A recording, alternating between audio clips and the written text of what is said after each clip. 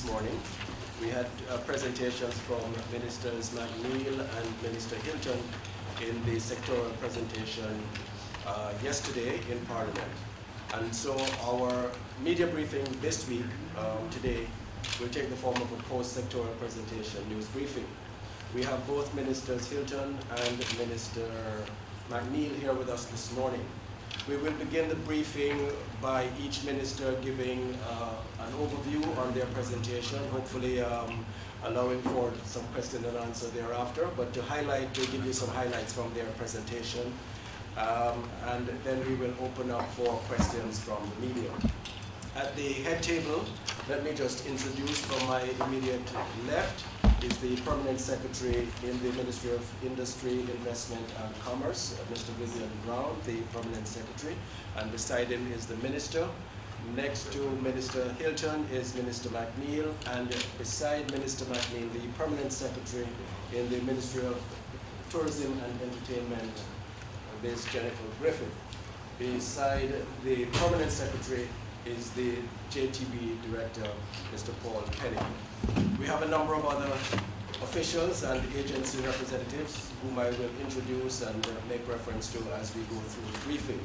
For now, I am going to ask the ministers, Minister Hilton and Minister McNeil, to make their opening presentations. Minister McNeil? Yes, okay. Yes, good morning, everybody. Good morning. In the presentation yesterday, I started with the performance of the industry, and just are you all okay?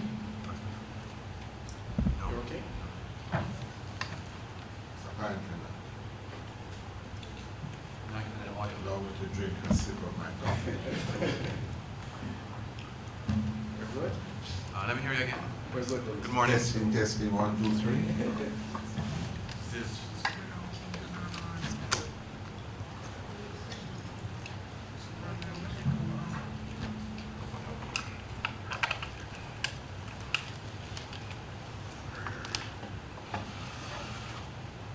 Testing again.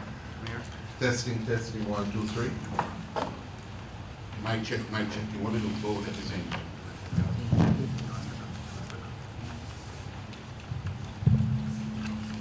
Minister, you can go ahead. I can go ahead now. I've got it. Okay. Yes, it started yesterday with the performance out of the performance of the tourism sector. So start by saying that the tourism sector continues to perform very well. Arrivals for this year, our final figures for January and February, which are the figures that we have in now, show that we're up about 5% over 2014. And the preliminary figures up to the end of the first week of April show that we're up about 6.4%. So the growth continues. Of note is that out of the United Kingdom market, we're up 24%, and out of the USA, which is our largest market, we're up 8.2%. I pointed out something that I thought was important. About 3 years ago, I came to a press briefing here. It was right after Jamaica House in London. And at the time, there was a lot of discussion about the Jamaica House and whether Jamaica House was value for money and whether it would fulfill its purpose. At that point, when we had Jamaica House, it was because we had wanted to do something new in that market, to reconnect with the UK market, the UK and Northern Europe. We had had 4 years of negative growth out of the UK at that period of time. Year on year, every year was getting worse. We had Jamaica House in 2012. In 2013, the following year, we broke that drought by having 4.5% growth out of the UK. In 2014, we have had 17.1% growth out of the UK. And this year already, we're up 24% out of the United Kingdom. So I think that now that time has passed, while other factors are obviously involved, it has shown that the effects of that Jamaica House were important. The other thing that we spoke about was the diversification that's taking place. One of the things that we're very happy about now is how the Scandinavian market is performing. Again, we have had challenges with some of our programs, as many of you know, the Russian market, because of the troubles in the Ukraine, the flights that we had from Russia were cancelled, and we have had those stopped. However, we had gone into the Scandinavian market, and just in January and February of this year, we had 6,000 arrivals out of the Nordic market. And that 6,000 arrivals is more than we had gotten out of the Russian market at the height of the growth out of that market. So we're very pleased about that. In terms of cruise shipping is doing well. Last year we had over 1.4 million visitors, cruise ship arrivals. It's our best year ever. And importantly, we had growth in all three of our main ports, Montego Bay, Ocho Rios, and Falmouth. The other thing about it is that while we are pushing the cruise shipping market, we are also looking at home porting, because home porting is a very important part of cruise shipping, because you don't just get the passengers coming off, but the cruise ship has to get all the provisions for that ship. Not just the food, but they have to get petroleum, the oil to move the ship, even water they have to buy.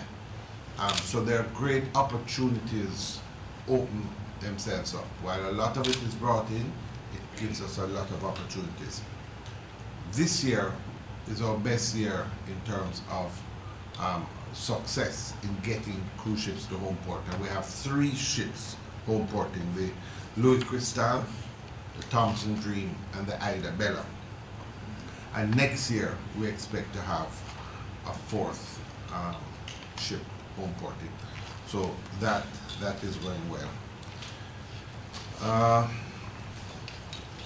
The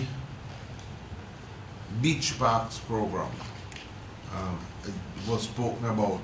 The Prime Minister mentioned both the beach park and the rest stop programs in her presentation as well. These are 2 programs that she feels very passionate about as well, and it's all part of us ensuring that tourism is not just about our visitors who are coming here. Tourism is really about us getting our country right, getting things right for us as Jamaican people, and then our visitors can come and enjoy it with us. So these things that we're putting together are for ourselves primarily, and extend that welcome to our visitors. The beach park program is for us to ensure that while development takes place in our country and more of our coastline is taken up, that we preserve some of our best beaches for use as public beaches, and that we put in the best possible amenities in there. They must have good change rooms, good bathrooms, there's space for kiosks, for vending in a structured, proper manner. This program is underway. 14 beaches have been secured already, and 7 more have been identified. The Tourism Enhancement Fund, Tourism Product Development Company, NEPA, have been working closely together, and I think that they're actually looking at about 54 beaches that are in the study that we would like to look at to get. But this will be an ongoing program, and it's an important program because it allows Jamaicans to in perpetuity, and I mean, even when we think for ourselves, you have to think for your children, because development is ongoing. It allows us to have places where we can go in perpetuity, to go to our beaches free of charge, and be able to enjoy them. But it's also important for a villa market, for example. A lot of the villas now are built on the hillside and, you know, on the coast. Persons who are, whether they're returning residents or otherwise, get their villas, build their second homes here. They want access to the best beaches, and we're going to ensure that they have them. The Restock program also continues. About $70 million has been allocated for this program. Phase 1 of the program was completed at the end of March, and 11 of the locations are up and running. Phase 2 runs from May to December, and a further 7 have been confirmed for this phase, and they're moving and looking at the others. The important thing that we were able to accomplish in the last year and a half has been the work that we have been proceeding on with regard to a tourism pension fund, or a pension fund for workers in our industry. Over the last year and a half, we at the ministry, we brought together some of our best actuaries, some of our best economists, brought it with the policy team. We had meetings with our industry stakeholders. The Jamaica Hotel and Tourist Association have been very helpful, and I think that they know I feel very passionate about this program, and many of them do, and it is welcome, and I welcome the support that I've gotten, particularly from the President, Nicola Madden-Gregg, as well as the 2 immediate past presidents, Evelyn Smith and Wayne Cummings. They've all worked with me on this program. We found out that less than 6% of workers in the tourism industry have a pension, and when they work all their years, at the end of it, when they retire, their futures are uncertain. And these are workers who, when you do surveys repeatedly, are shown by our visitors and worldwide scales that these are some of the best workers in the world. So, out of an agreement with the Jamaica Hotel and Tourist Association, and we took the proposals to Cabinet, and Cabinet has agreed to the establishment of a defined contribution pension scheme for tourism workers, with contributions to be provided by both the employers and their employees. And we're going to start in the accommodation subsector. This scheme will be established by an Act of Parliament, and we have agreed amongst all the parties that the scheme will be established by January of 2017. The other big thing that we spoke about was the projects that will be undertaken. At present, we have always felt that the Tourism Enhancement Fund must not just take care of the regular housekeeping, your day-to-day sort of making sure that the country is clean, smaller projects. All of these things are important. But from day one, when it was established, I felt philosophically it must undertake transformational projects, projects that change what you have as a product, so that we can stay on the cutting edge of the industry. So each year we've been looking at transformational projects. Over the last 2 years, a number of them have been started. In Ocho Rios, those of you who have had a chance to go down and look, we have a $400 million project that looks at the Ocho Rios as a result. Phases 1 and 2 are now complete. We have upgraded the pier facilities in Ocho Rios, and we have also done Turtle River Road, and it's beautiful. It's a great start. This year we'll start phases 3 and 4 of that project, which are the promenade, which will be completed, and Main Street, which will be redone, including areas on Main Street that we're seeking to pedestrianize. And that will be the completion of this project for both areas. In Falmouth, the streetscape project is ongoing. Work has begun there. In Montego Bay, the lighting of the Elegant Corridor, that project will be completed in May of this year. And as a matter of fact, I understand that this week they're doing testings of sections of the lighting. So we're very pleased about that. So that project is ongoing. And of course, in Negril, we're the ongoing work with the transformation of Negril. The road in Negril from Sheffield to Negril, which has been a bone of contention for the last 7 years, has started. It's a $240 million or $260 million worth of work. That project has started now. Later this year, the work on the other aspects of it, the town center, the craft market, the beach park, and the community center, the work that will be done in the center. And of course, work is well underway on the shared pathway.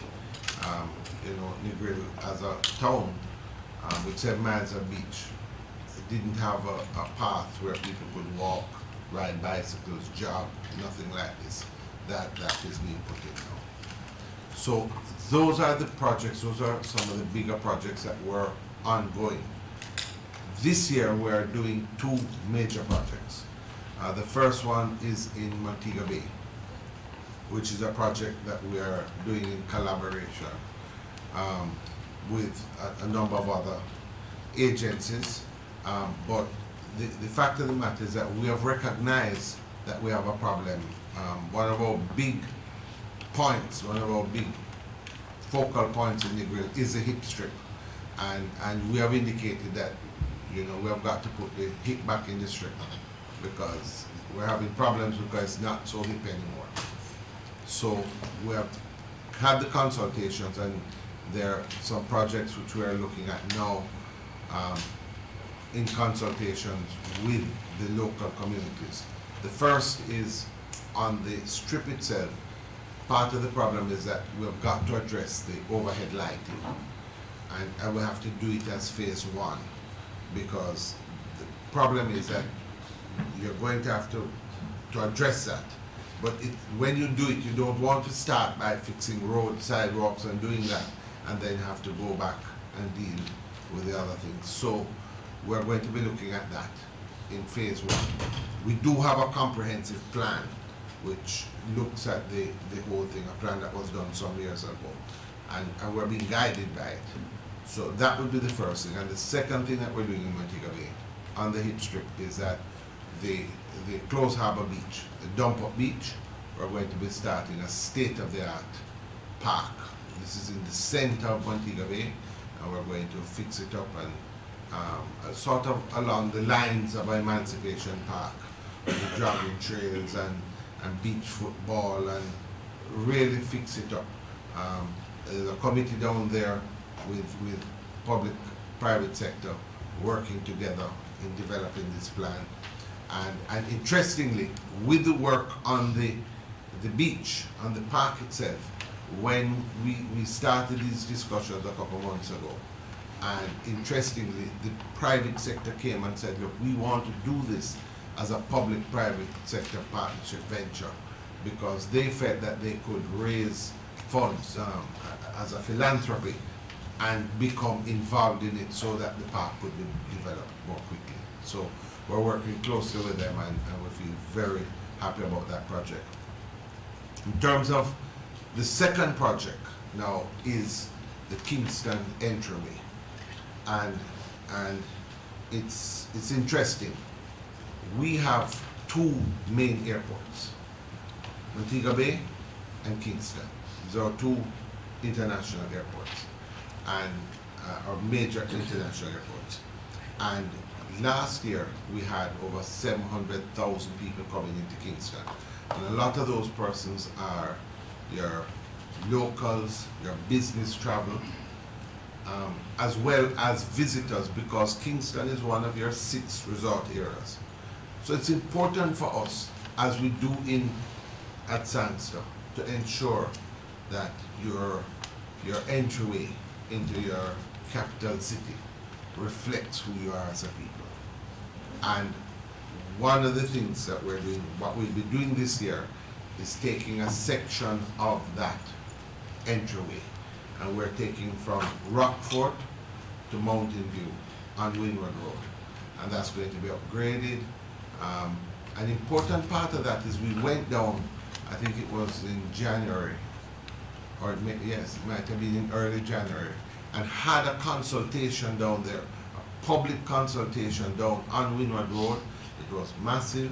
The Member of Parliament, members of the agencies came, and we sat down and talked about what we wanted to do, because an important part of it, fixing the road and the sidewalk and so forth, is the easy part, but we really want to upgrade it in partnership with those people who live and those people who operate businesses on Windward Road.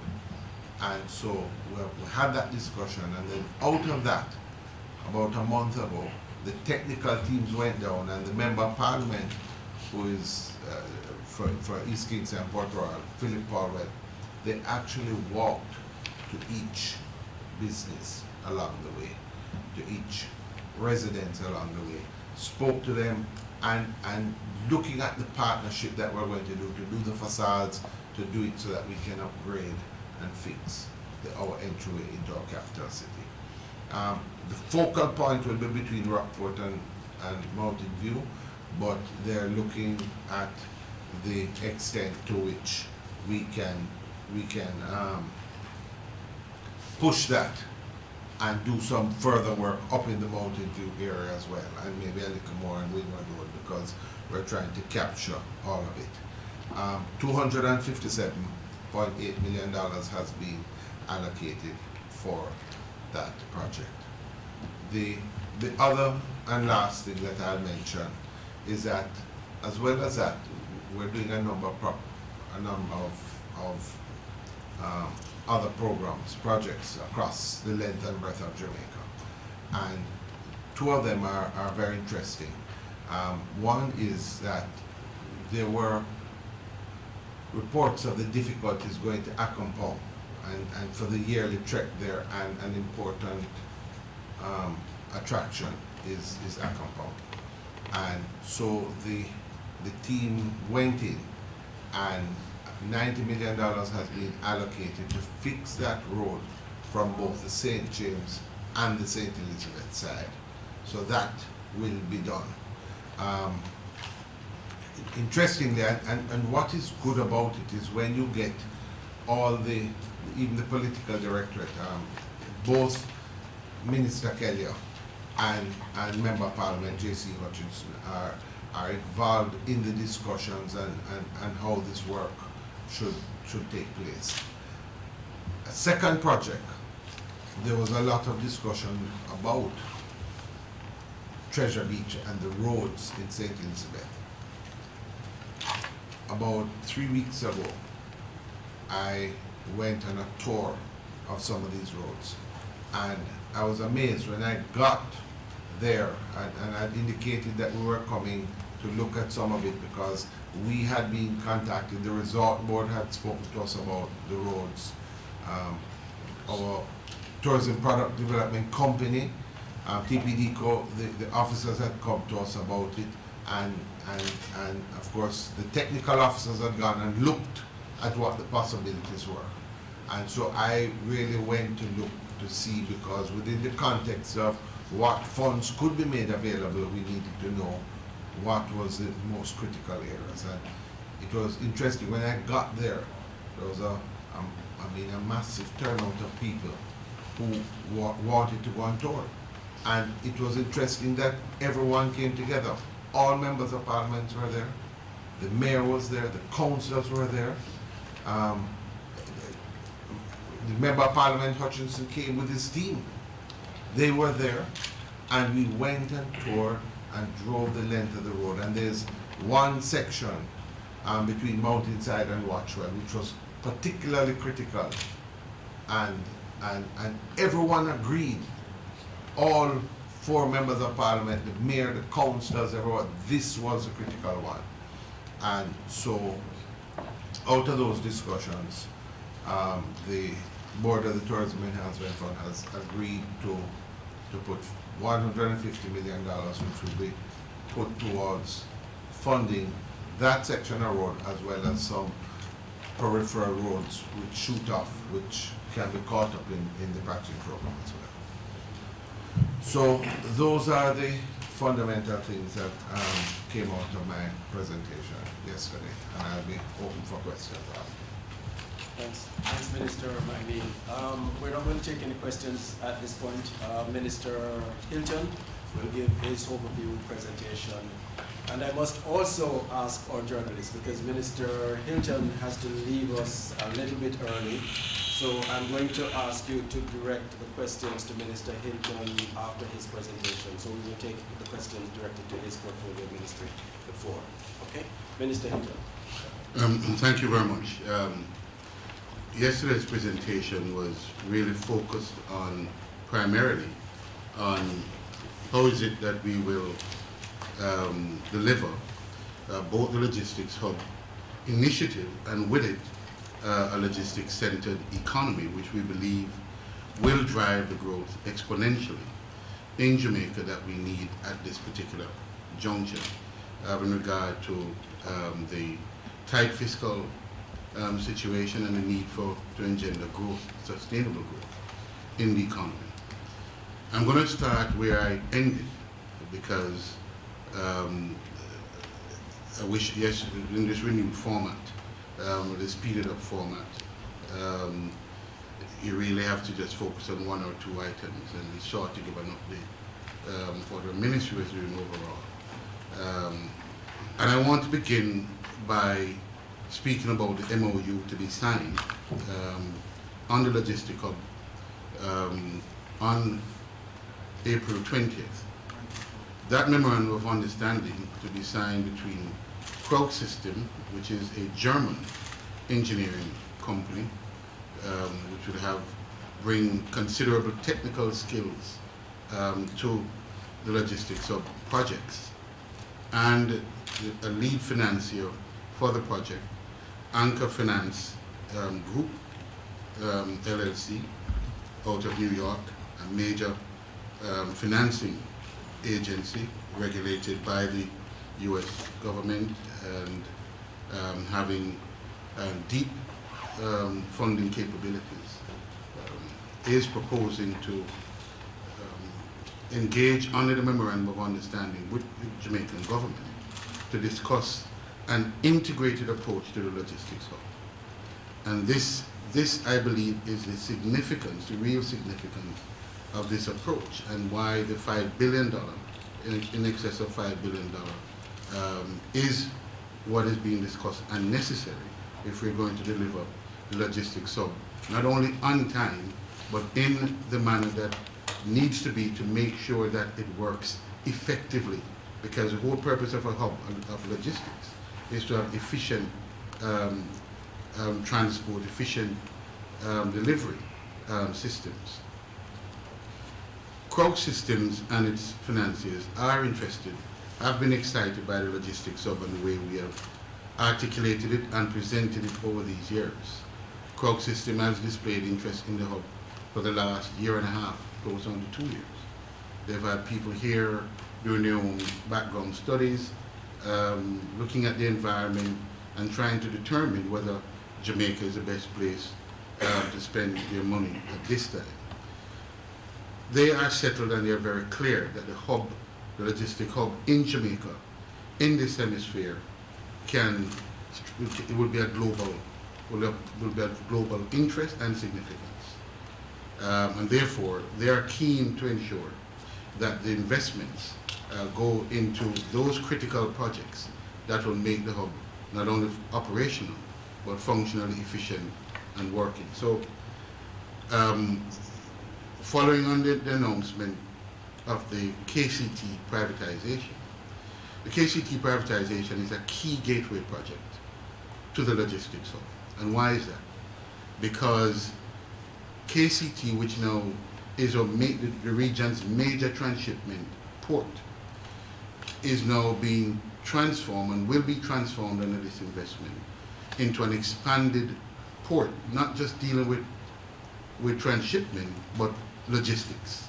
And there's a difference between mere transshipment and logistics, because in the one, the products, the containers come to the port, they stay at the port and are reshipped elsewhere in the region.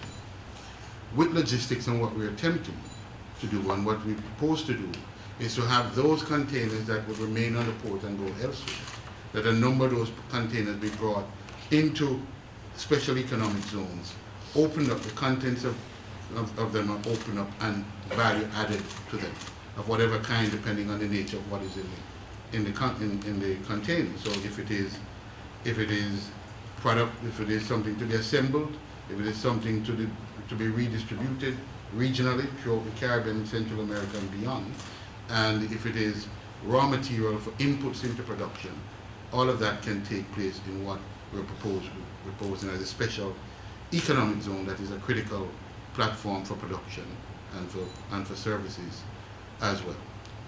So KCT has been privatized.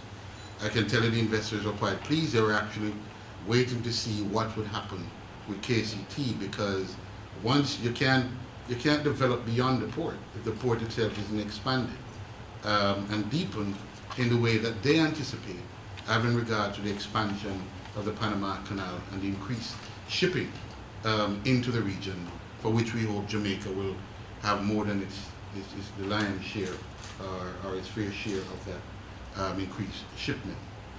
So the signing of the KCT was an important signal for them that we are ready and we've been putting in the capacity to build out this logistics hub. So the timing of the signing is not unrelated to the KCT signing. Because they were concerned about, you'll recall that process took quite some time for a number of reasons. They were concerned as to how we'd conclude those arrangements. They wanted to see those arrangements concluded, as I said, as a precursor, as a precondition to them coming into the market. Now, as I said, their particular approach is an integrated one.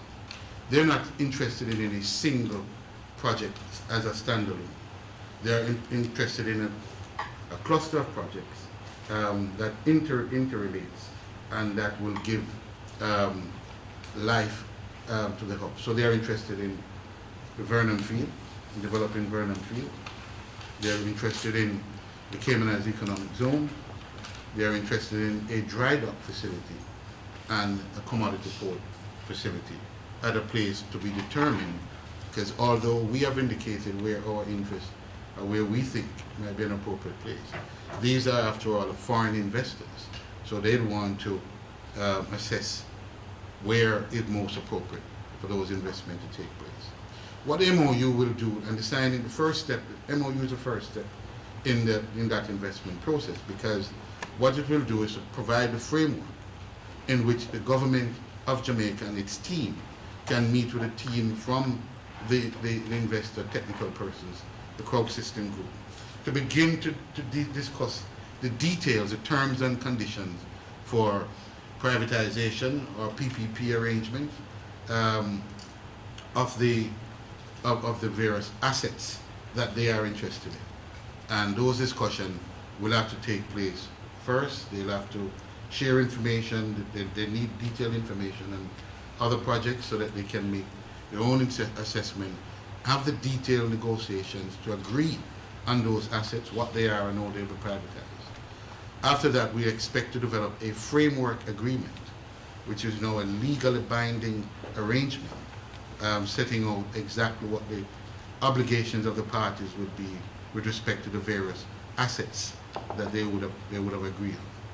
So that is a next step in the process. But we expect that the process will, once the MOU is signed, that the negotiation, the discussion, information sharing discussion between the interested parties, the government of Jamaica on the one hand, the Coke system and its financiers on the other, to, as I said, make sure that there is agreement around those critical assets, and they are bringing critically funding to fully finance these projects, to develop the projects, operate the projects, and eventually for the projects to be transferred to government after a period of time. And again, depending on how the investment is made, because they're interested in a range of possibilities. So if it's an outright purchase, for example, then as in any property arrangement, they keep that in perpetuity. But if it is concessional arrangements, then for the term of the concession, that's how long they'll operate it. We're very excited about it. We have been talking with these people for quite some time. We know them fairly well. We know their capability. We know of their commitment to seeing this project through. So I'm very happy that we have gotten to this stage. Hasn't been easy because, as you may recognize from what I've said, this is probably the first of all, it's the largest investment, single investment that Jamaica would have had, certainly in recent time, perhaps only in the start of the bauxite sector in the 60s, maybe. And I don't know the level of capitalization at that juncture, but that would be the largest spend, a capital expenditure that I could imagine. $5 billion or in excess is quite a lot of money, but this is what we had anticipated that the hub itself would be required to finance the various key projects in the hub itself. And I said initially when I started articulating this project that it probably would be around $8 to $10 billion, and that was a guesstimate, of course. But I think with the monies invested in Kingston Container Terminal, what is contemplated for the Portland Bight, which is it's a different project. The Chinese project is totally different. And know what is being contemplated by these other investors. You see that we're coming closer to the 8 to 10 billion kind of thing. So that roughly is in the ballpark. The signing should take place on Monday, as I indicated.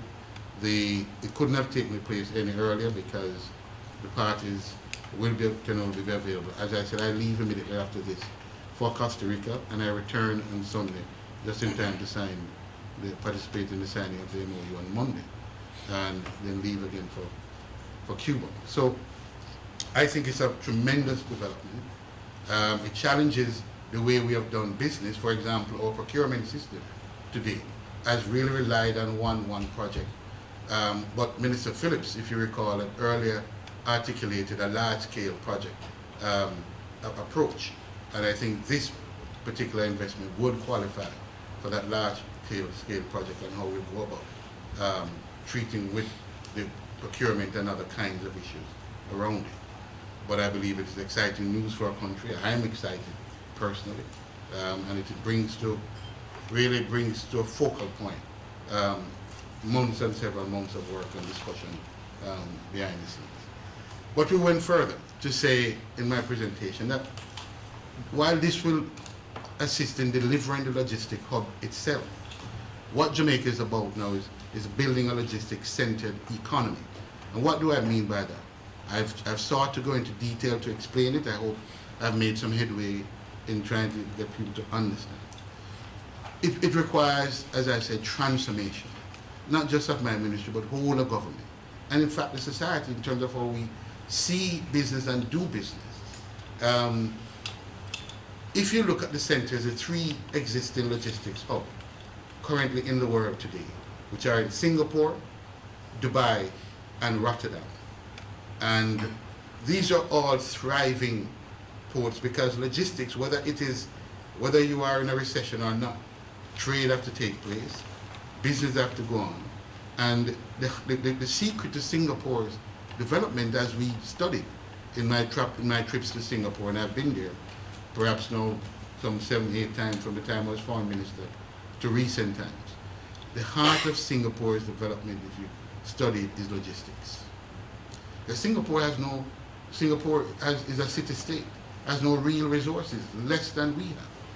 But they've used their deep water ports that the Allies left there, the US, to start their transshipping and their logistics hub.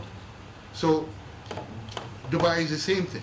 Tremendous resources again around logistics. So it is an area that we believe will be transformational.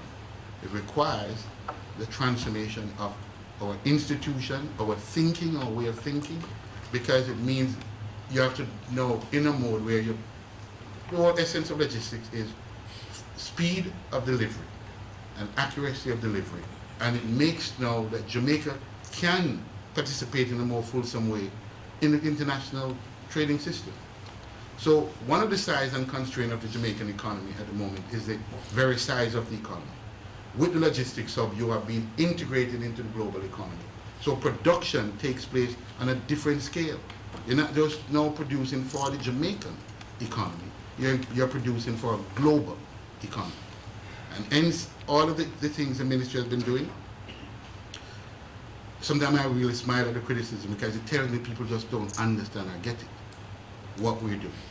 Because the focus has to be, if you're serious about a logistics-centered economy, it has to be about on standards.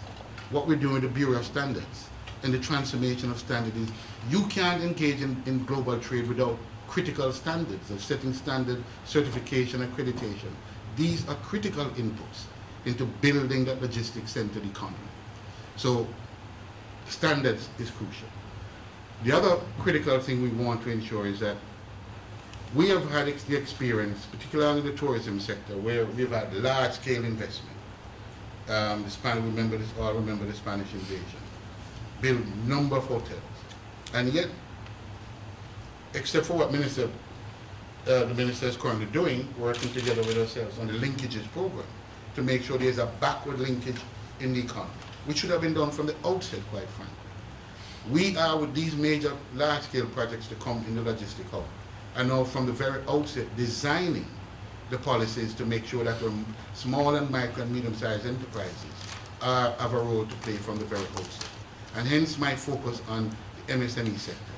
I've been trying my level best to push the MSME sector from the policy, the launch of the policy, to the various initiatives under that framework, such as the SBDC launch, which is, a recent, this is something that has been tried in the US, a model, tried in the US and tested. We believe that that will help because that will network or MSME sectors into the regional and hemispheric and ultimately the global economy. The critical issue for the MSME is financing.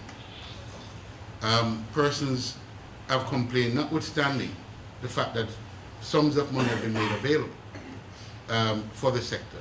My concern as Minister of Industry, quite frankly, is that those fundings are still easiest to go to persons who are into what I call the wig and shoes business.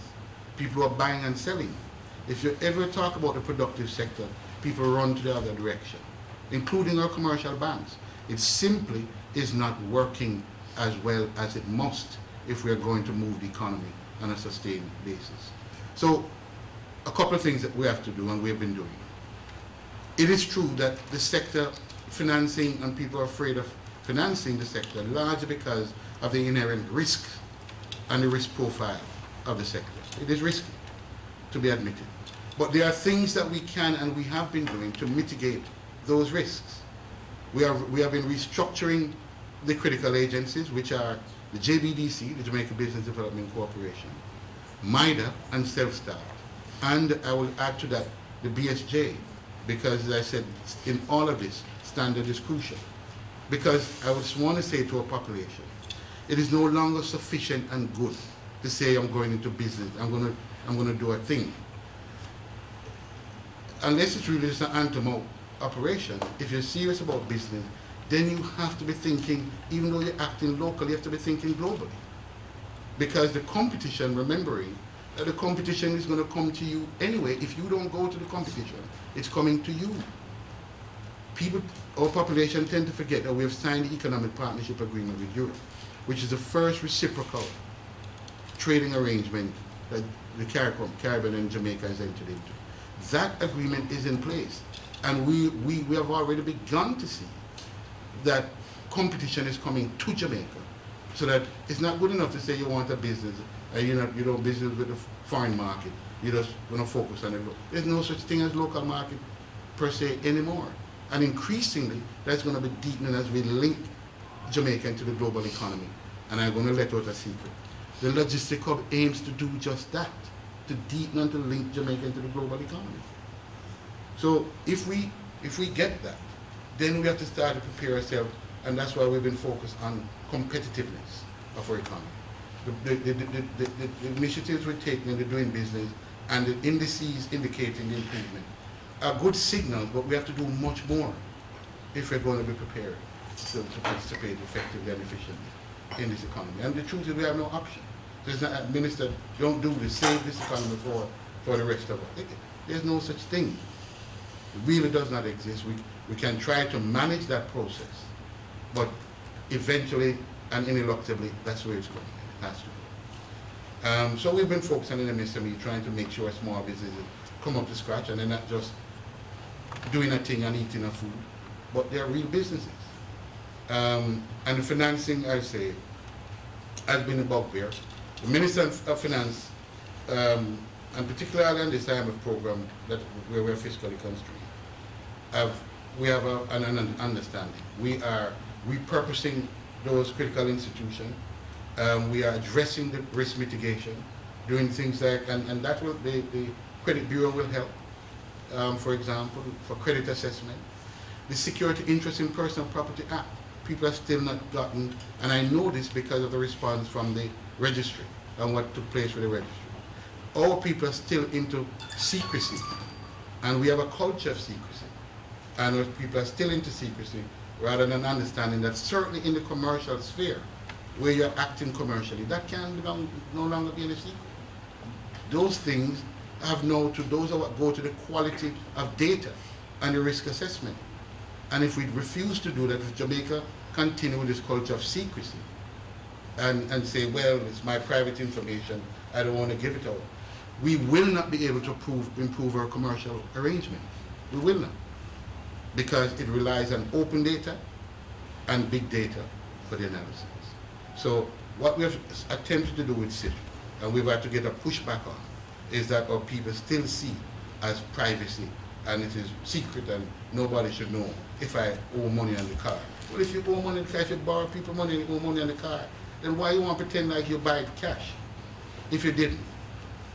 And if the money's if the bank loan, if the credit union or whomever else lends you, then there are a number of other people who want to know that, because apart from providing data for other possible businesses, it tells them what your credit risk is, that you've already leveraged to the hilt and you're not a credit-worthy person, or there's room for more credit, and yes, it's good to go ahead. So these are some critical things we have to deal with and to transform the economy.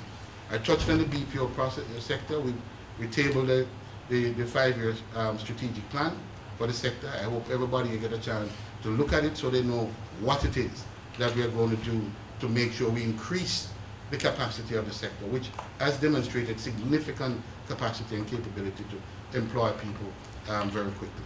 I spoke about the NAGWED project of 750,000 square feet that will come on stream, and we'll know who the preferred bidders are by the end of the month, advised. So in the BPO space, the critical issue remaining there is the SEZ and the rates that will be charged.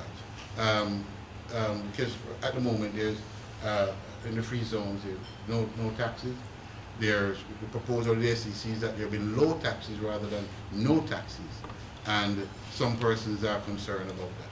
We're engaged in that issue around the BPO process, and the Minister and I are trying to resolve that in the quickest way. But we are mindful that we have to remain competitive, and that it remains today a key mover of quick jobs for the economy. International financial services, I want to mention that, because it has been said, and I've heard it said, oh, this is dead, this was an idea. And in any event, why you want to go into financial services when Cayman and Barbados and them are already involved and you're late? Well, you're wrong. People are just wrong. First of all, that assumes that everything remains static in this global economy, and it doesn't. There's been significant movement in that area, not least of which is that the developed countries have pushed back in a significant way and are changing the whole paradigm around these financial services centers. So that if you're in a jurisdiction that was practicing secrets again, people don't like secrets in today's world, I can tell you that. Not only in Jamaica, but globally, they want transparency. So if you were operating in a jurisdiction, I'm not calling any name, in the region that you really hide away thing and tax evasion and all this kind of thing, the developed countries are cracking down on it. So the whole paradigm is shifting. And it's shifting away and at a time, really, to my mind and my calculation, that presents Jamaica with a unique opportunity to enter into that space at a certain level. Jamaica is not pursuing secrecy, not pursuing tax avoidance. Jamaica is producing value-added services, relying on the many lawyers and accountants and other professionals that Jamaica has. If you go to Cayman and see who is running the Cayman operation, by and large, they're Jamaican. A number of them are indicated they want to come home now, for a number of reasons. So I say to you that the financial services are critical, and I make the point that in every successful logistic hub or logistic centered economy such as Singapore, Dubai, the financial services are key, because logistics is not only about the movement of goods and services, but it's about data and money. And in these centers, major transactions are done because it brings together some of the largest capital-based industries of shipping, aviation, and a lot of business are done around it. So our clients and the people who are looking to participate in the hub are saying to us, hurry up and get the financial services center in place. Where are we? After months of years, actually, because I inherited, it started by the previous administration. Not as focused, because our focus is around logistics and making sure that that is a critical part of the logistics centered economy that we're building on. But we're finally, there are 4 critical pieces of legislation, and we finally broke through the logjam of the IMF program and priority legislation and benchmarking that required. We've finally broken through that, and the 4 pieces of legislation are now with the Legislative Committee of Cabinet. They're going through them, they're technical, very detailed, but I'm certain, having participated in the discussion around one of them that is very close to completion, which is the General Partnership Act, because we have to restructure our laws, we have to reform our Trust Act or Partnership Act. Some of them are dated from the 1800s. That is not a logistic ready kind of structure. So we're going to table those 4 pieces. I'm told we'll be able to table them by September, which is about the third quarter of this year.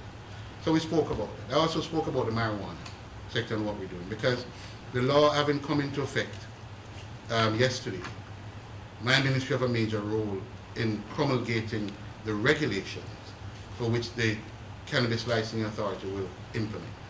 And in that regard, we have set up some critical structures to help us to promulgate the appropriate regulation. I would say, as I said in my presentation, we have watched what has gone on around the world so far, and those who've gone ahead of us in decriminalizing or liberalizing marijuana.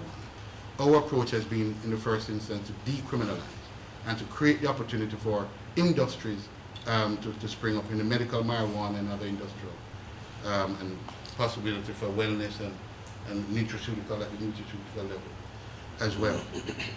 But I've signaled one key thing in this.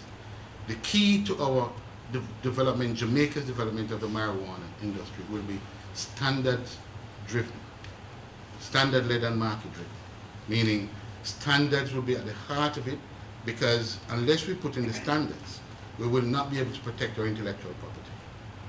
And intellectual property for Jamaica and brand Jamaica is key to differentiating ourselves from anybody who may come after us or even before us for our sustained participation in the industries that we're about to build up. I want to make mention that it is also an attempt at the IP to ensure that the traditional growers in the business, that their rights are protected.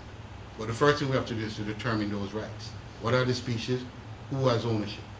And that, to do that, that's a scientific exercise. And we've put together, therefore, a scientific advisory group and research advisory group that is working towards that. It will have to undertake some very detailed quantitative and qualitative research. That will have to begin in earnest, but we simply can't just open the industry just so. Others have done it without putting in standard at the base of it. They are regretting it. We're not going in that direction. So there's work to be done, and my ministry has started to do some work on it. And I think those are some of the critical things. We have the bamboo industry, some new emergent industry, the automotive industry. We have an opportunity now with an SEZ model to repair damaged vehicles in the SEZs, add value, recertify them, and sell them globally. And that's different from the domestic economy, for which customs will have to have. But we see tremendous opportunity, beginning with the signing of the MOU for an investment in excess of $5 billion. Thanks, Minister. Thank you, Minister. I know you have to run, but I'm going to ask you to just bear with us so that we can take a few questions. Yeah. We're going to ask journalists just to direct the questions to Minister Hilton first, and then we will take Tourism Minister. Minister Hilton has to leave us momentarily, but I would like you to just direct your questions to him. Do I recognize, please identify yourself. You have an initial question and a follow-up question. Alfred Saunders from the Jamaica Observer. Can't hear you. Jamaica Observer. From the Jamaica Observer. Yeah. Minister, I was looking through your presentation. I see where you have a trade facilitation, but I haven't heard anything about customs.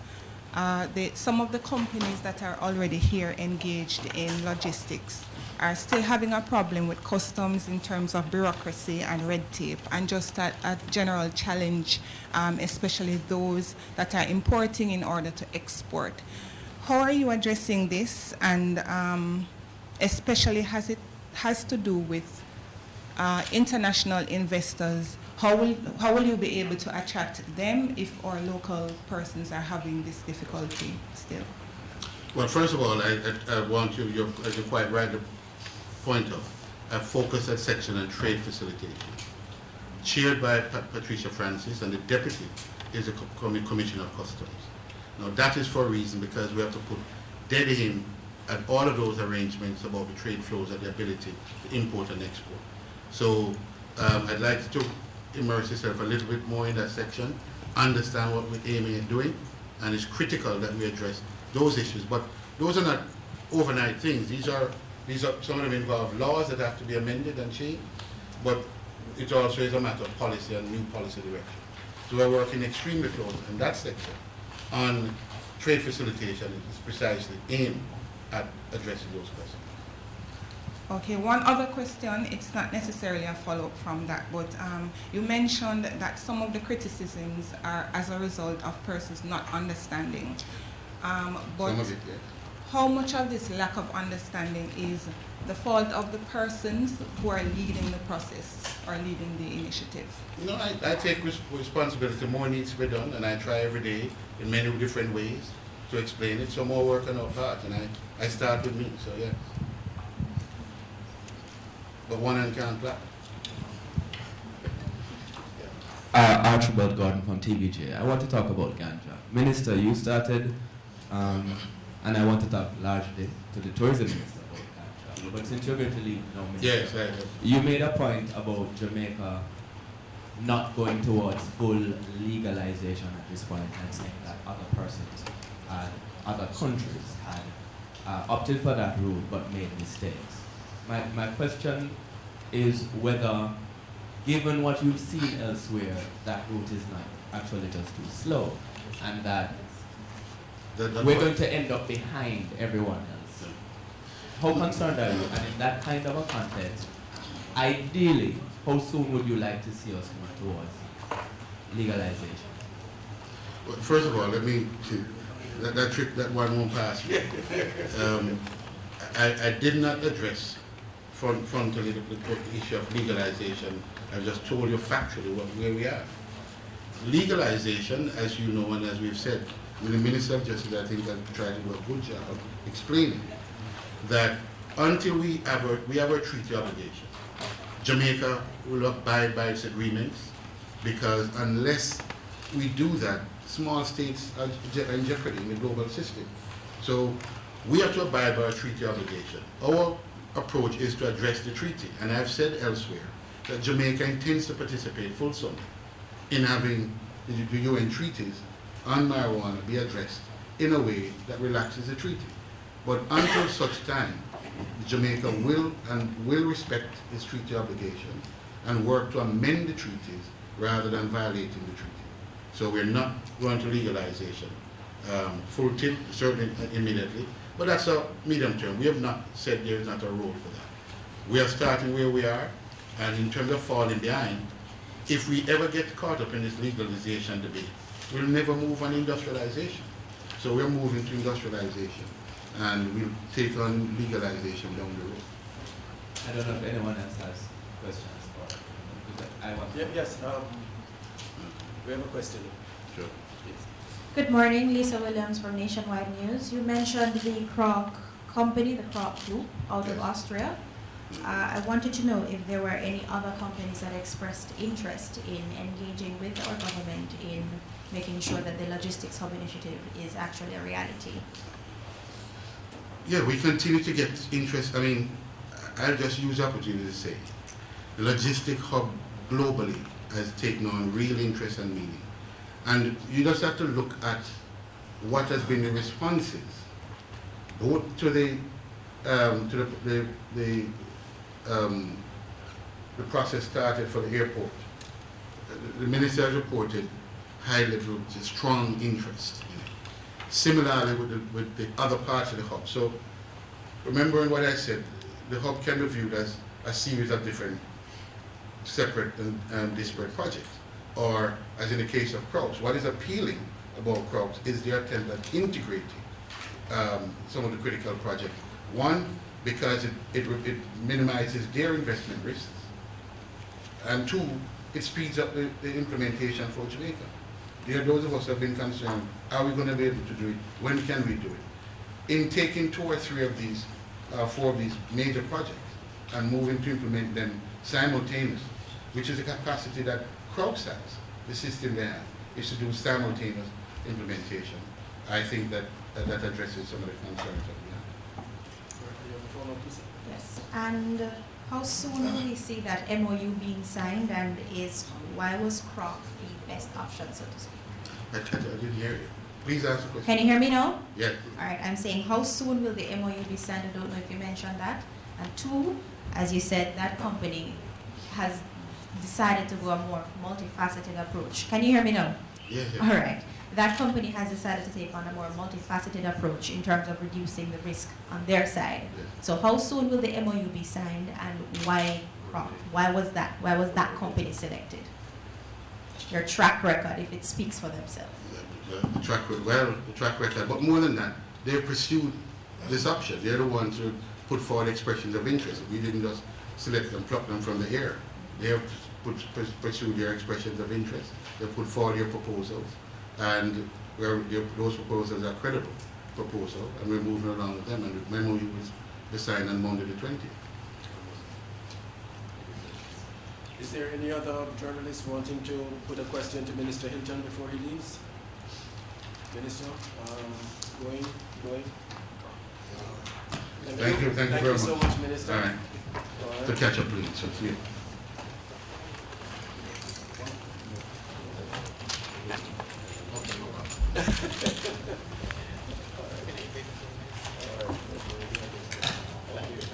Thanks, Minister. All right, Minister McNeil is remaining with us. Good trip, Minister. Okay. Minister McNeil is staying on with us. The opportunity now for questions to Minister McNeil. Janet, do you have a microphone there? Not yet. However, Is there a microphone you'll be there? able to hear me. No, man, use the microphone. Okay, all right. Thank you. Morning, Minister McNeil and others. I'm Janet Silvero with the Gleaner newspaper. I am curious to find out how soon those Montego Bay projects that you have announced will start. I know that you have been discussing it for a while, but have you really put a timeline to it yet? Sorry about that, the Kingston entryway as well. What's the start date for those? Okay, you are speaking about the major projects being done by the Tourism Enhancement Fund.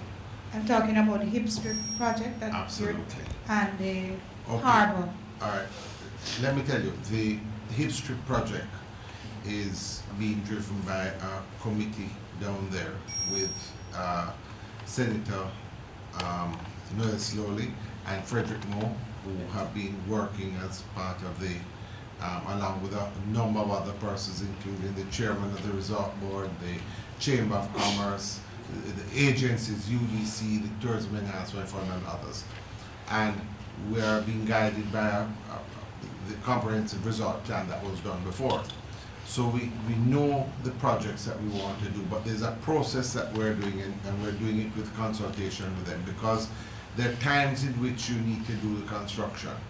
The work that you're doing, you can't just say, all right, I want to rip up the road and do something, and then you do it in the midst of your busiest period. So there's a consultation taking place, and we're being guided by it. The work is to start in this fiscal year. That's why we announced it. The committee meets, I think they're meeting again this week.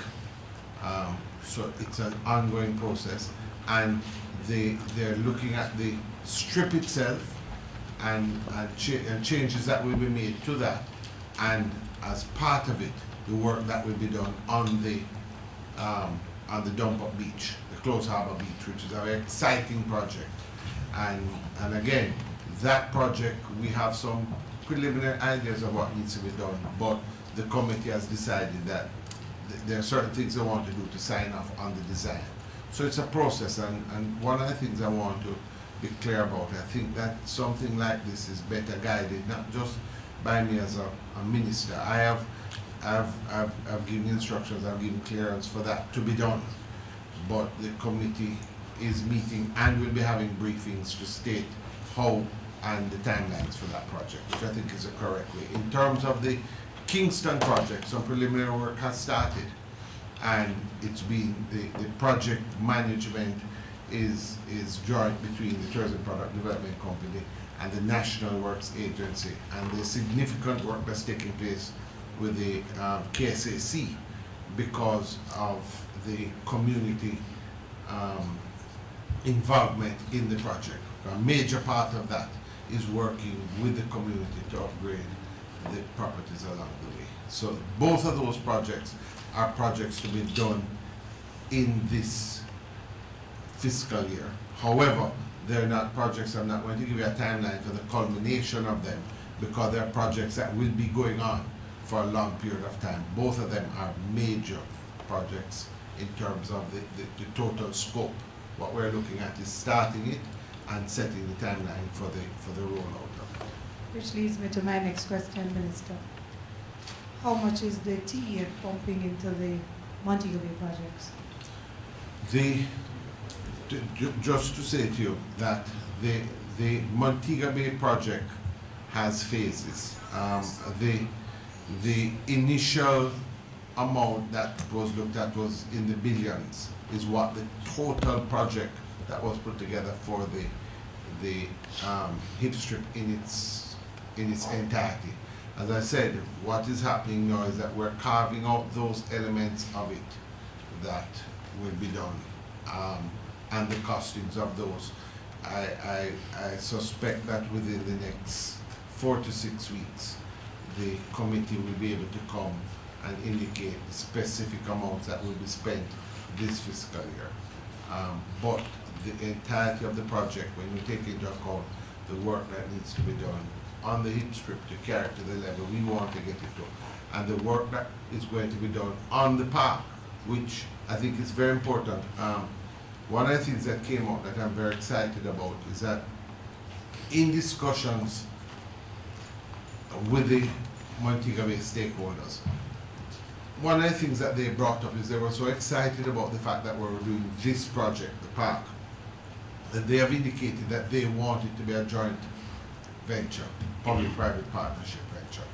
And therefore they will be raising funds to actually do some of the work. So there are two things that you're looking at. One is the actual cost of the project, which they're changing, they're looking at the scope of it. But secondly, the question of what of it the tourism enhancement fund will be providing and what element of it will be put in by the private sector. Thanks, Yes. Given the enactment of the ganja law, I wanted to ask how, if at all, you conceive of the ministry's tourism marketing efforts, changing to say, well, this is part of the I notice you're very interested in It's in ganja. ganja today. You've come focused on ganja. Let me say this to you. The discussions and the decisions that we've taken as administration and ganja are, I think, a significant move. And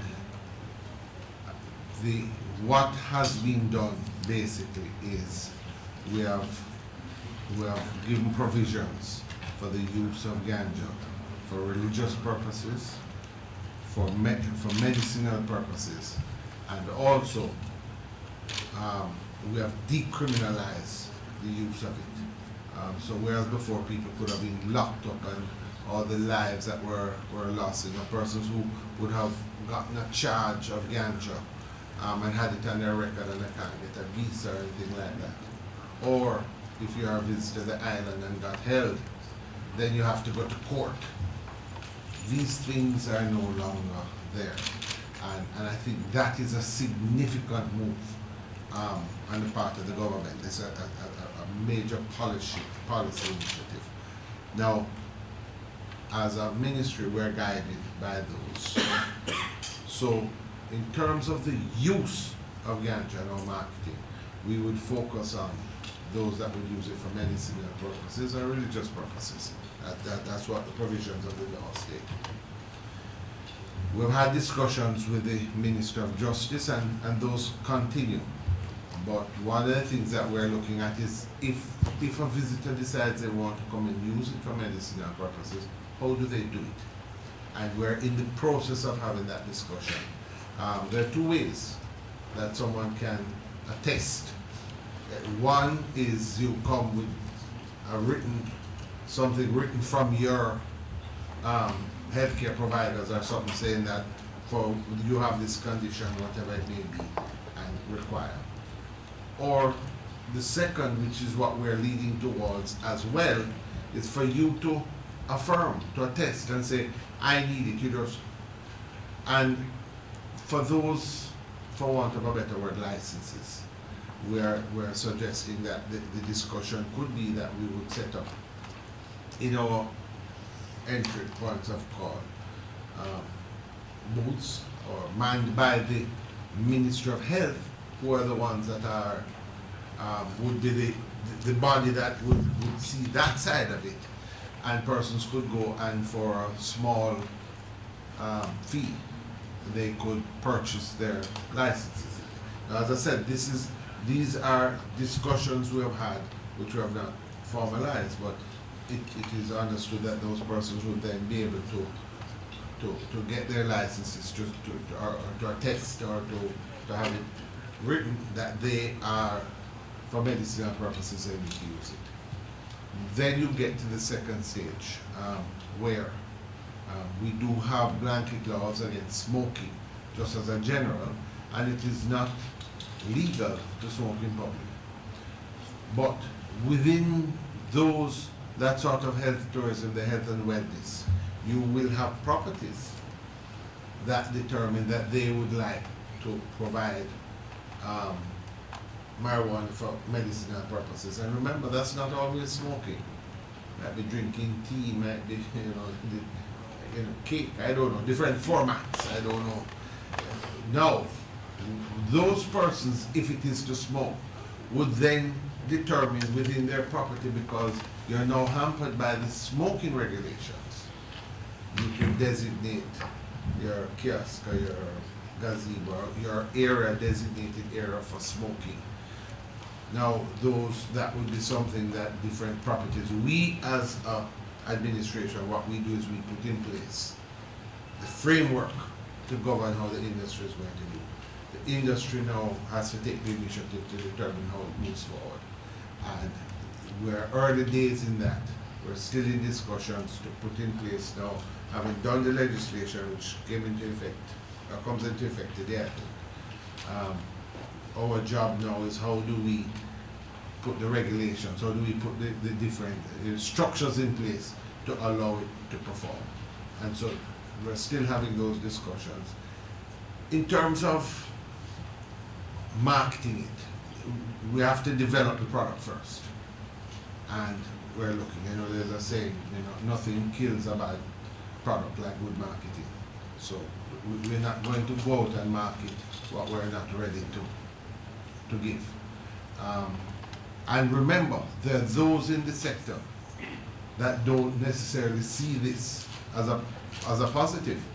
As a matter of fact, in the debate in Parliament, my immediate predecessor as a minister spoke out about his position on it, which was not favorable to this. So there are issues that need to be dealt with at the point where we have more formally developed our structures. The Jamaica Tourist Board, which is in charge of the marketing and which is largely manned by directors who are industry partners, can then determine the extent to which and the method that they determine how they want to market this area. What kind of timeline are you looking at, particularly when you talk about the booths? Because the legislation sets out how the permits will operate and talks about those two things that you talked about. One, that you can get your medical practitioner, doctor, etc. from overseas to give you a permit, or you can affirm here. So you kind of already have that part of the structure set out. So how soon those booths? And then from the industry perspective, what is being done to have those discussions? Because you, in a sense, you already have the structure that facilitates the two particular things that you're talking about. Remember, our industry is not a static industry. It's constantly on the move. The GHD has its council meetings, it has its regional meetings. There are discussions that are ongoing. We are in discussion with the Ministry of Health and with the Ministry of Justice as to how we proceed. Everything that is done comes with a cost. I can't put a timeline on the element of the putting booths and so forth, because as I said, that necessarily doesn't fall under my ministry, and it does come with a cost, and I can't speak to another budget. But we're looking at it, and also one of the things that we're looking at is within our industry's demand. So as I said, there's discussions that are ongoing even within the sector as to how they feel that must be handled as well. Quite outside of the question of how the system will operate and how you market it is the issue of public education, because the general impression may be out there, particularly for tourists, that you legalize ganja, and that some of the structures that already exist, for instance, the ganja tours, and I saw an article in The Guardian writing extensively about as ganja a member tours of parliament, exactly, that people are already of the impression that these exist. So how do you find that balance? How do you deal with that in terms of public education for tourists? That is a critical issue and something which we have started work on already. One of the problems you have is with all the discussion taking place, and even amongst the public perception of persons, is that we have legalized the use of marijuana in Jamaica. And people will come and get in a cab or a bus or something, and maybe a driver will say, no man, ganja legal. No, that's an issue that we've got to address. So one of the things that we have to do is, and this goes for not just your visitors as in foreign visitors, but your returning residents, even nationals. There are two things that we have to do. Proper signage is, we are now putting in place to get proper signage in our ports of call, both cruise ship ports and your airports.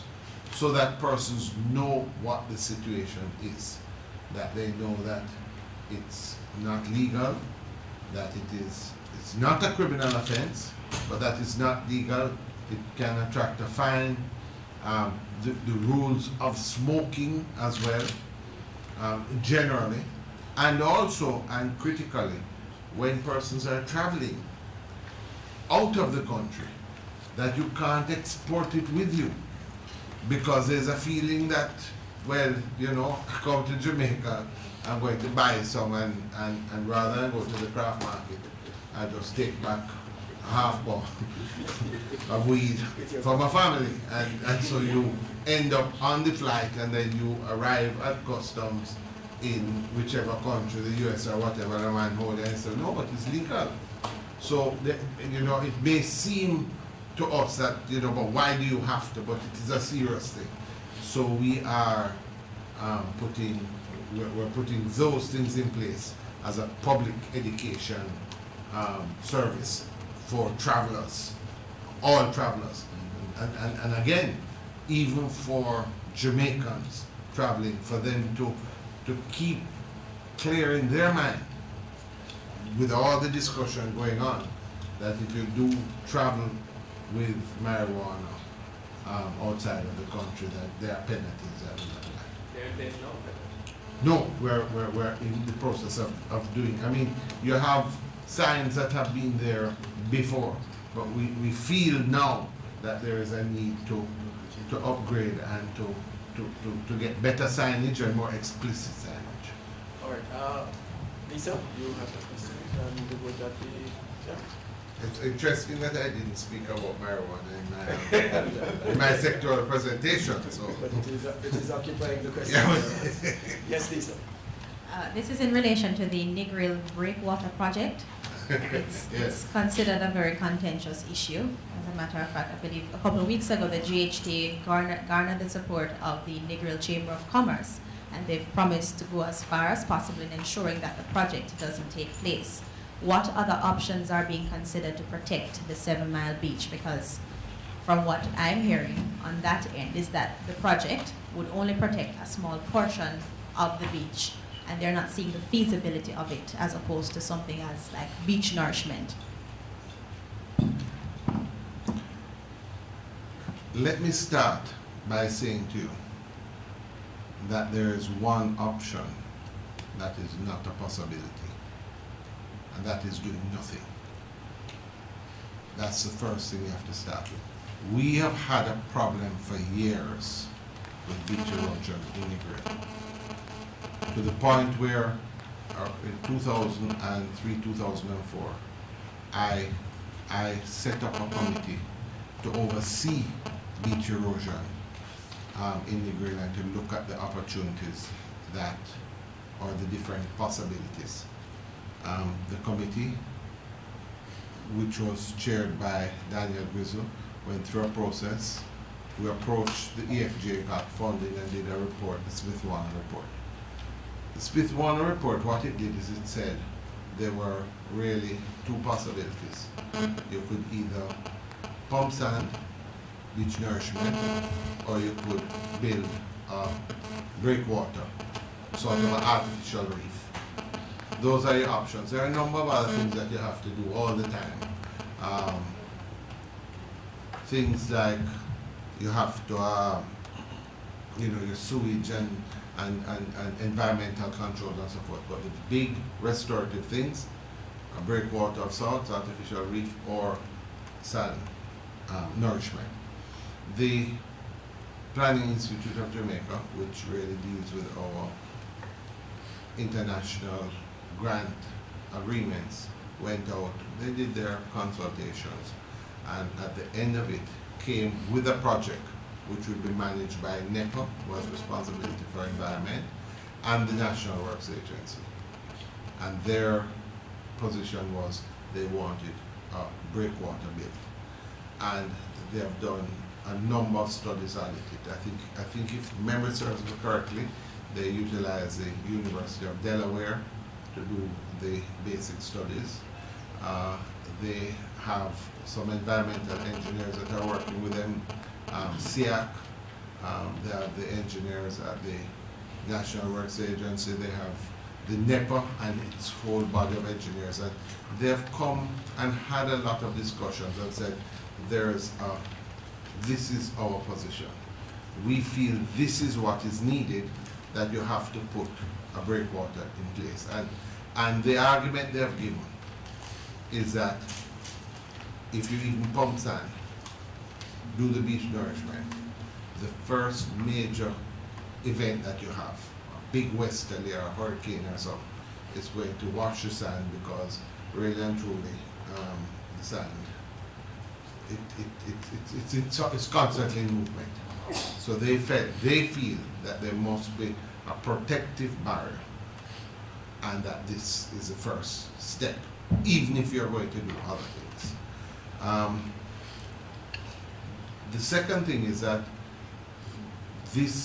there's a section of the beach that is really the worst part. It's that section where you have sea splash footprints, treehouse is a section. And the breakwater that they're putting in place, because you have the reef, there's a section of it that they intend to put this breakwater so that that section that's the worst will actually get the restoration first. But it's an ongoing project. I think, if memory serves me correctly, it was either 3 or 4 different barriers, and they're starting with 1 or 2, or 1, 2, or 3. But I'm not the engineer, I can only. Now, the fact of the matter is that there are persons who oppose it, and there are persons who support it. The community is divided over it. As a member of parliament and as minister, the fact of the matter is that the one thing that I've indicated, and I've had 2 serious meetings down there on this, the one thing that I have indicated is that the one thing you cannot do is nothing. You've got to do something. And so the debate continues. The next move, I've spoken to the Minister Pickersgill, who has responsibility for NEPA, and we have spoken to the NWA, and I think one of the things that is important now is to bring again all those technical persons, including the university persons and others, bring them together and have that debate. This is even bigger than just a small group. This is something of national importance, and how we do things. And we have to have the debate, because the decision is impatient. We've got to do something now, and so bring all the technical persons together, bring persons who are for it, against it, and let's have that discussion. But again, it must be, it's unfortunate that we've gotten to this point, and having gotten to this point with what was at one stage seen as a credible solution, that there are persons, and look, one of the things that I have found in life is that you get people who believe in one thing and persons who disagree. It's hard to point out who is right and who is wrong, but what we must do is to engage in an intellectual and fact-based conversation about how the thing is going to be dealt, because quite frankly, I do believe at the heart everybody has a love and concern for the grill. However, we do have differences of opinion, and those have to be addressed. And while those differences are being aired, if it is agreed that breakwater is the option, how soon can we start seeing construction to protect the beach? My understanding is that NWA will be the implementing agency, overseen by NEPA. My understanding is it would start before the end of this year. We had a meeting early in the year, and that was a discussion. But, as I said, I think that discussion has to, it can't take place in a vacuum. It can start, but you have to certainly iron out all your concerns. And as I said, I think that myself and the minister have spoken, and I know that he intends to move to address the element of having that final discussion, to have a discussion, and then one way or the other, you have to move on it. I'm just saying that from a perspective of the Member of Parliament who has overall responsibility, this is a serious problem, because as you take your time in life and you see the problem getting worse, you really have to address it.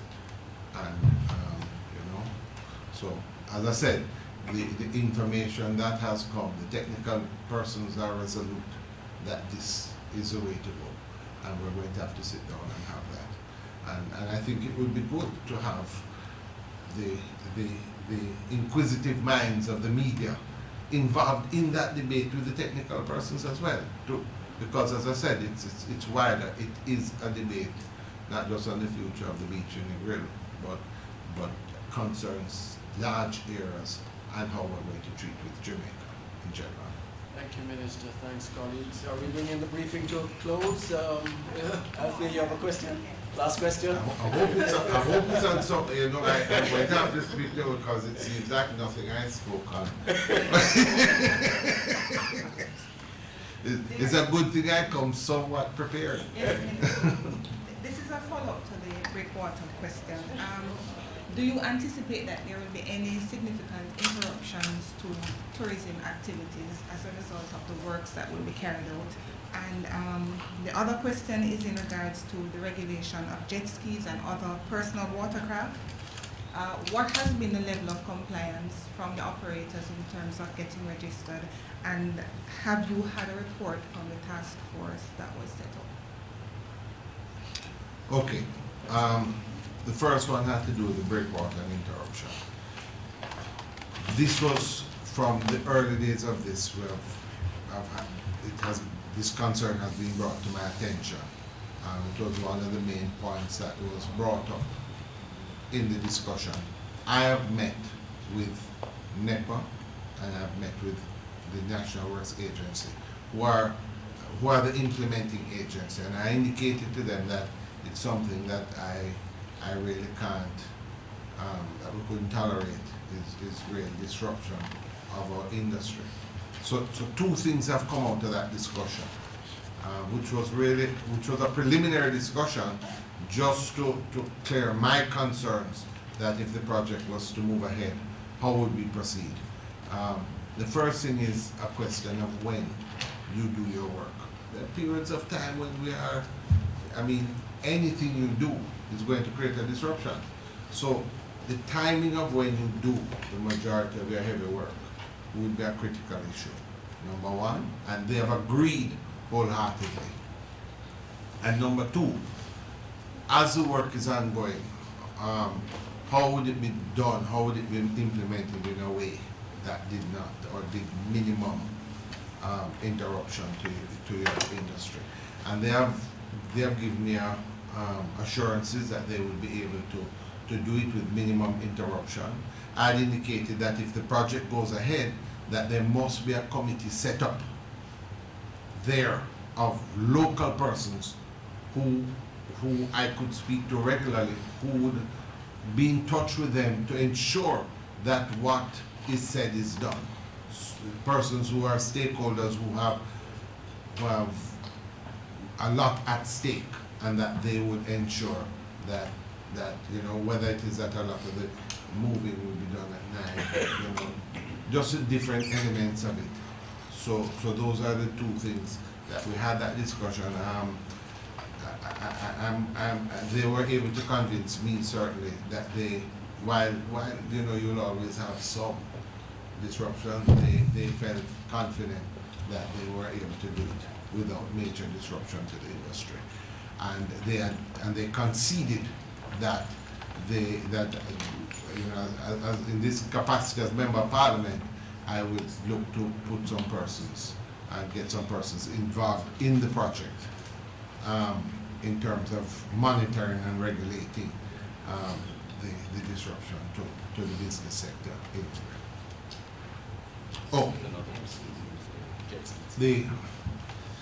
The jet skis. The task force continues to work. There were two elements to the jet skis. One had to do with private jet skis, others had to do with commercial jet skis. The private jet skis is more or less resolved. So persons have registered their personal jet skis, and they're able to use it in certain areas privately, and that is going on now without much disruption. The Maritime Authority, which has direct responsibility over it, they do indicate to the Maritime Authority the areas that they operate out of. However, there are certain areas now which are the heavy commercial areas, Negril Strip, Ocho Rios, Port Antonio. There are others as well. Those areas, no jet ski activity was being allowed. And in terms of the commercial, we had gotten uptake we had set a date by which all persons who were interested in new commercial operations had to register. I don't have the number that we ended up with, but it wasn't a frightening number. You know, if I remember correctly, it might have been, you know, as I said, it may have been under 100 from the grill, you know, and maybe much less than that. I can get to the exact figures. However, the issue with those areas is that what we do not want, what the new regulations have said, is that there must be a launch area. What you don't want is person driving up and down the beach, trolling, or just coming in, because there you have children swimming and they may be underwater snorkeling and a jet ski. So the rules and regulations state that your jet ski has to be beyond I guess 200 meters, and that we have to create channels to go out. Now, the issue with Negril is that location, we were having a little difficulty identifying the location. The Tourism Product Development Company has now located a place where where it's going to be, and they have had discussions with the owners, and they're taking it over now, and it will be the place where all the jet skis, even if you have a private jet ski and you go to the grill and you want to use a jet ski, you will still have to launch from there. We just don't want it just willy-nilly all over the place, and so that they were having a problem with the lease, and there's some structures they have to build on it. They can speak more to it. I have had personally a number of consultations with the jet ski users, and they're aware of what the situation is. You know, we'd have liked it to come up more quickly, but one of the things we're not going to allow is to go back to where we're coming from. Good point on which to bring our briefing to an end. I want to thank you for joining us this morning, and we look forward to other briefings. Enjoy.